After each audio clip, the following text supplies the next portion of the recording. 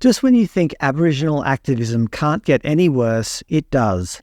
Students at a Sydney primary school in the Lower Blue Mountains region are being made to touch the ground and repeat, "always was, always will be Aboriginal land," at the start of each assembly as part of an Acknowledgement of Country.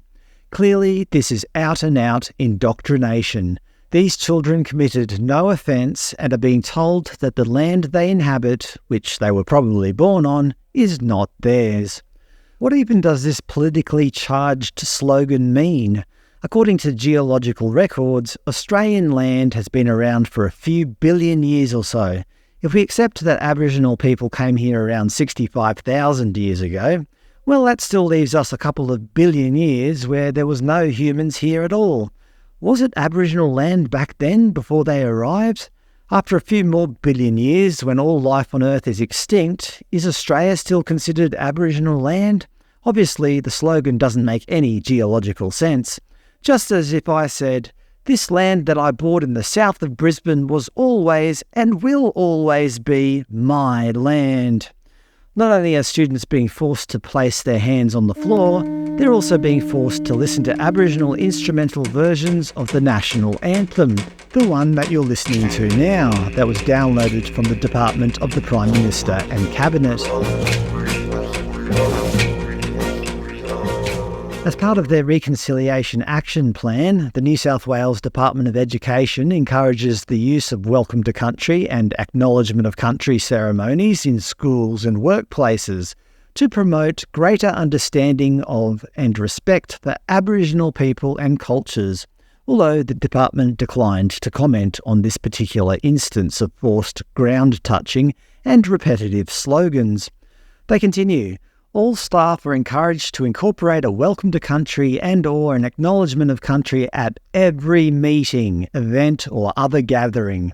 They also provide a list of traditional place names so that students can identify the real name of the land that their school sits upon. In some schools across Australia, Aboriginal students, and only Aboriginal students, are being rewarded with prizes for achieving a C in maths and English, and a school attendance of 85% or more.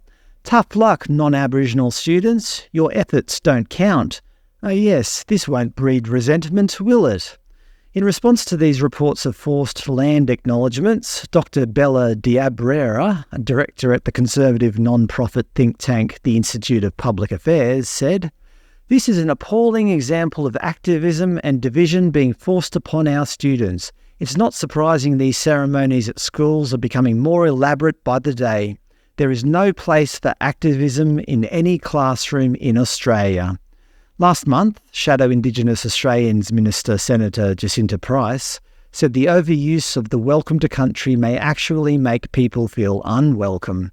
She said, "You know, I was born here. I belong to this country just like anybody else. So why should we have to be continually welcomed to the nation that we're born in? Again, I think reserve these things for special occasions, if there's foreign dignitaries or something like that. I feel ridiculous when actually people will say, 'I want to acknowledge and pay our respects to all the Indigenous people in the room,' and you look around the place and sometimes you're the only one in the room, and it's like, okay, can we just get on with this thing? Why are we being singled out here? Let's just move forward, let's just get on with the job, let's do things in practical terms to produce outcomes on the ground and just stop with the waffle and the nonsense." Anyway, I'm done with the government and other activists trying to force our children to swallow this garbage. The only explanation I can think of is that they've given up trying to convince us adults and have instead focused their efforts on indoctrinating our young children.